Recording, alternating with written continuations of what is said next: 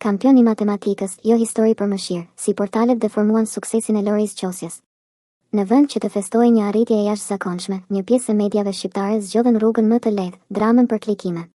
Lajmi për të riun shqiptar Loris Qosja, i cili arriti të fitojë medalje të artë në një konkurs ndërkombëtar matematike në Shtetet e Bashkuara mes qindra konkurrentëve nga 10 vende, duhet të ishte një histori krenarie kombëtare. Një histori që flet për talent, për punë të palodhur dhe për një mendje të jashtëzakonshme. Por në shumë tituj portalesh ai u reduktua në një etiketë të vetme, i riu i varfër. Ky është një padrejtësi e madhe. Sepse Loris Qosja nuk është histori mëshire. Ai është histori gjenialiteti. Nga një qytet i vogël si Cëriku, ai arriti të ngjitet në një skenë ndërkombëtare ku konkurrojnë mendjet më të mira të botës. Që në klasën e 6, mësuesja e matematikës Flutura Hoxholli pa tek ai një talent të rrallë dhe filloi ta përgatiste me programe shumë më të avancuara se ato të moshatarëve të tij. Me vite të tëra punë, për kushtim dhe sakrifica, ky djalë arriti të fitojë atë që shumë pak arrin, vendin e parë në një arenë ndërkombëtare matematike. Ky është thelbi i historisë. Ky është lajmi.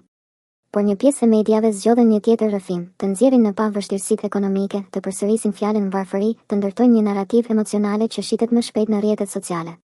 Jo sepse duan ta ngrenë djalin lart, por sepse drama sjell klikime. Dhe klikimet sjellin para.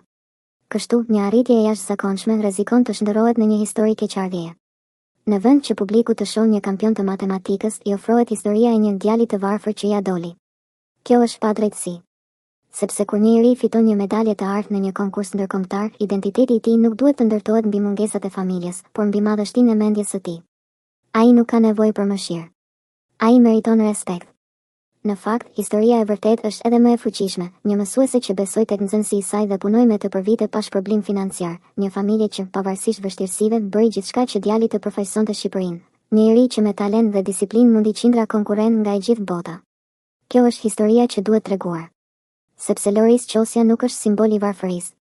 Ai është simbol i potencialit shqiptar. Dhe kur një iri ngjitet në majën e dijes, ai nuk duhet të paraqitet si një histori tragjike për klikime. Ai duhet të vendoset në pjedestalin që meriton, si një nga mendjet më të ndritura të brezit të tij dhe një krenari për vendin që përfaqëson.